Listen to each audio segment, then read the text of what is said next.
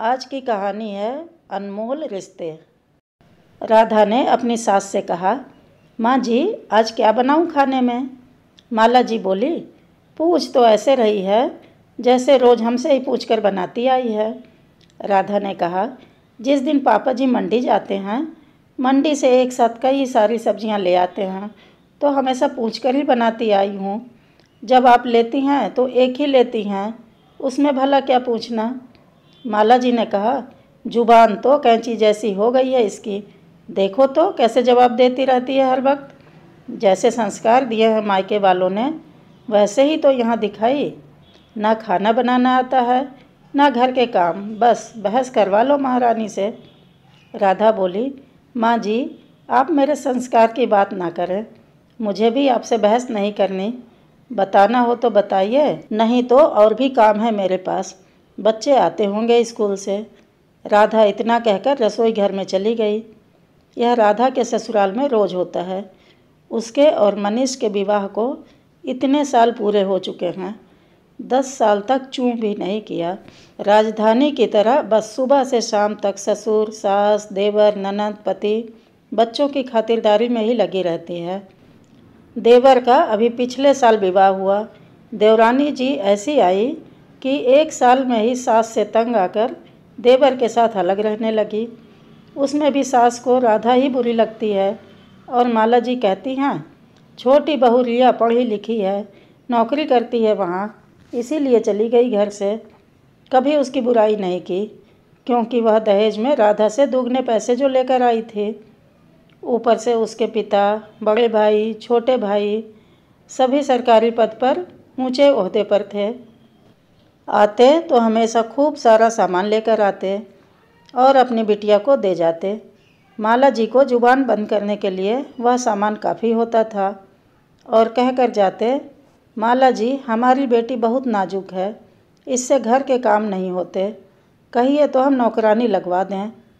खूब जवाब देती छोटी बहू, पर फिर भी माला जी ने कभी उसे एक न सुनाई, क्योंकि इस सामान और पैसे के लिए सब कुछ सुनने और सहने को तैयार थी माला जी। दूसरी तरफ बेचारी राधा गरीब परिवार से, पिताजी किसान, एक भाई वह भी मानसिक रूप से ठीक नहीं था। इस वजह से बेचारी को हमेशा ताने सुनने पड़ते। जब विवाह करके आई तो मनीष ने साफ कह दिया था, मेरे छोटे भाई बहन अब तुम्हारे बच्चे जैसे हैं, इनके विवाह तक सारी जिम्मेदारियां हमें ही निभानी है। राधा भी मनीष की बातों पर खरी उतरी। अपने बच्चों से भी ज़्यादा प्यार दिया उसने देवर और ननंद को। बच्चे भी उसके विवाह के 8 साल बाद हुए, क्योंकि मनीष को लगता था कि कहीं मेरे भाई बहन की तरफ राधा का ध्यान कम ना हो जाए। वैसे तो मनीष राधा को बहुत प्यार करता था, उसी के सहारे वह माला जी के करेले से भी कड़वी बातों को शहद की तरह घोल कर पीती रही। 1 साल पहले ननंद रानी भी घर से विदा हो गई, पर अब राधा जवाब देने लगी थी। अब वह भी अपने शरीर और मस्तिष्क को आराम देना चाहती थी। राधा ने एक बात समझ ली थी, आप जितना जुल्म सहोगे, लोग उतना ही आप पर जुल्म करेंगे। जिस दिन आपने आवाज़ उठाई, उस दिन से कुछ दर्द कम हो जाएंगे। राधा खाना बना रही होती है और अपनी सोच में गुम थी। तभी अचानक दरवाजे की घंटी बजी। माला जी बोली, अरे सुनाई नहीं पड़ रहा है क्या? कब से घंटी बज रही है, बहरी हो गई है क्या? दिखता नहीं मैं पूजा कर रही हूँ। इतना कहकर अपने जाप करने लगी। राधा दौड़ती हुई आई और दरवाज़ा खोला। अरे सोना, आप इस समय सब ठीक तो है ना? सोना गुस्से में, अरे भाभी अंदर भी आने दोगी या सब बाहर ही पूछ लोगे? सोना रोती हुई चिढ़कर बोली। अपनी बिटिया की आवाज़ सुनकर माला जी पूजा बीच में ही छोड़कर आ गई। सोना सब ठीक तो है? रात के इस वक्त तू अकेली आई है या दामाद जी भी साथ आए हैं? माँ अनर्थ हो गया, आपकी बेटी को उसकी सास और पति ने मिलकर धक्का मारकर घर से भगा दिया और कहा, जा अपने मायके, हमें अपनी मनहूस शक्ल मत दिखाना आज के बाद। माला जी ने गुस्से में कहा, इतनी हिम्मत उन 2 कौड़ी के लोगों की? मुझे तो पहले ही पता था वह ऐसे ही हैं, पर मनीष के बापू कहाँ मानने को तैयार थे। कहते बहुत संस्कारी लोग, दिख गए उनके संस्कार। तू रो मत बिटिया, आने दे मनीष और तेरे बापू को, फिर देखती हूँ इन लोगों को। राधा ने कहा, माँ जी, किसी भी फैसले पर पहुँचने से पहले सोना से तो पूछ लीजिए कि क्या बात हुई है। सोना, बताओ क्या हुआ। जीजा जी तो काफ़ी सुलझे और सरल स्वभाव के हैं। मुझे नहीं लगता कि वह बेवजह इस तरह बदतमीजी से बात करेंगे आपसे। माला जी ने कहा, हाँ हाँ, तुझे तो मेरी सोना ही गलत लगेगी। जब से आई है बस हम माँ बेटी के ही पीछे पड़ी रहती है हाथ धोकर। राधा ने कहा, माँ जी, मैं सोना से बात कर रही हूँ, आपसे नहीं। तो बेहतर है आप थोड़ा चुप रहिए। बोलिए सोना, क्या बात हुई। सोना फपक कर रोने लगी। भाभी, मेरी कोई गलती नहीं थी। आप ही बताइए, किटी पार्टी में जाना क्या भला बुरी बात है। आजकल सभी लड़कियां जाती हैं।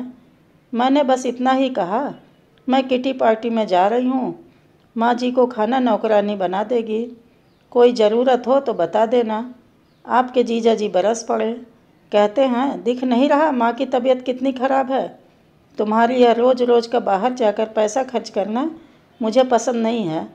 अब आप ही बताइए, उनकी माँ तो हमेशा से ही बीमार रहती हैं, तो क्या मैं अपनी ज़िंदगी जीना छोड़ दूँ। बोलते हैं, तुम जब से आई हो घर में नौकरानी का खर्चा, तुम्हारे अनाप शनाप खर्चे इतने हो गए हैं। मुझे छोटी की शादी अभी करनी है, इन सब चीज़ों के लिए पैसा नहीं है मेरे पास। मुझे भी गुस्सा आ गया। मैंने भी कह दिया, भाभी, कंगालों के घर शादी हुई है मेरी। मेरे तो कर्म ही फूट गए। एक बीमार औरत, एक कंजूस पति, एक कुमारी ननद के बीच पिस कर रह गई हूँ मैं। ऐसे ही रहूँगी, नौकरी कर लूँगी पर अपने शौक़ नहीं छोड़ूँगी।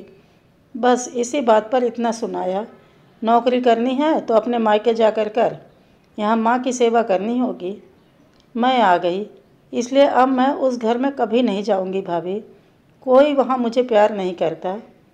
राधा ननंद सोना की पूरी बात सुनकर सोना के आंसू पोंछते हुए बोली, ऐसा नहीं है सोना कि कोई आपसे प्यार नहीं करता, गलती आपकी भी है।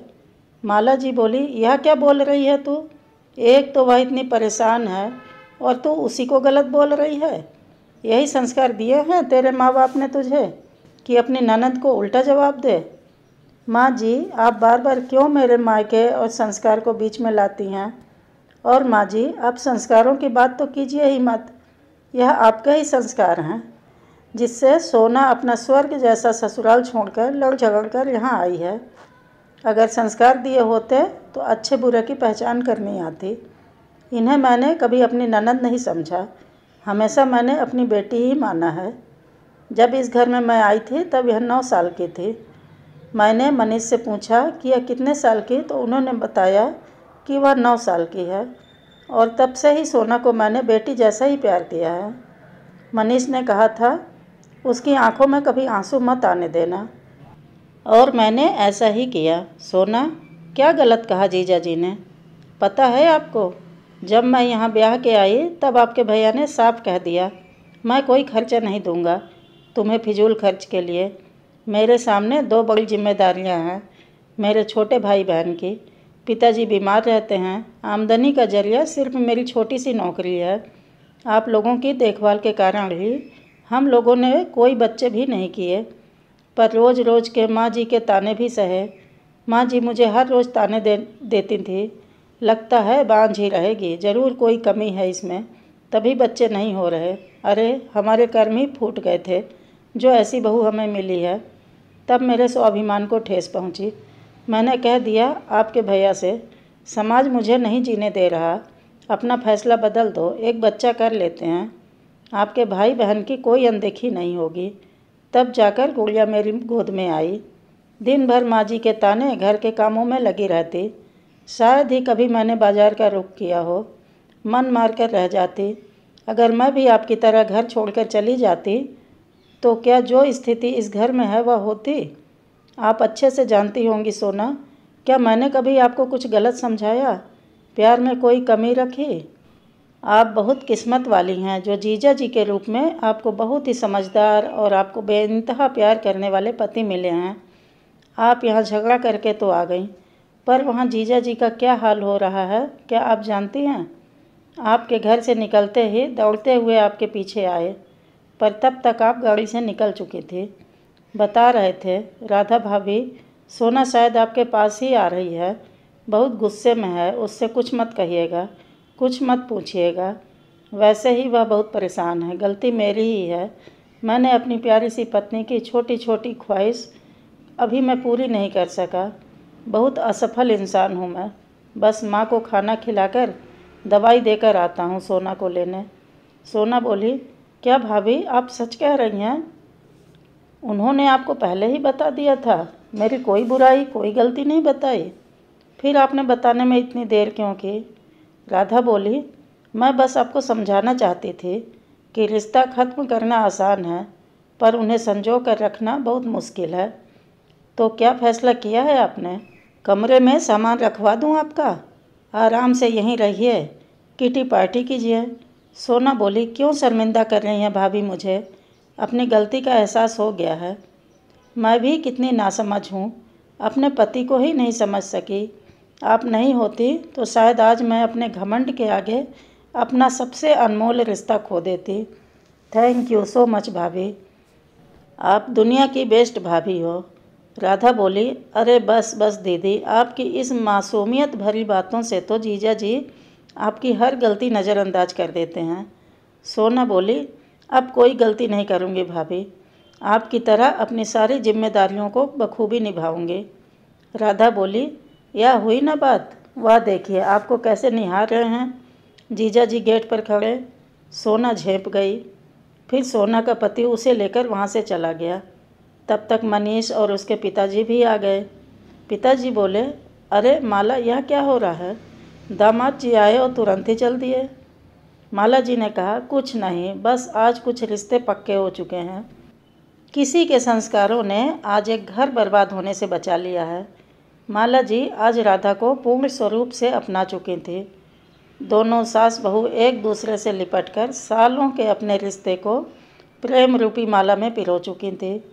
माला जी के मुंह से बस इतना निकल सका, ऊपर वाले मेरी राधा जैसी बहू सबको देना। राधा भी अपनी सास को निहारते रह गई।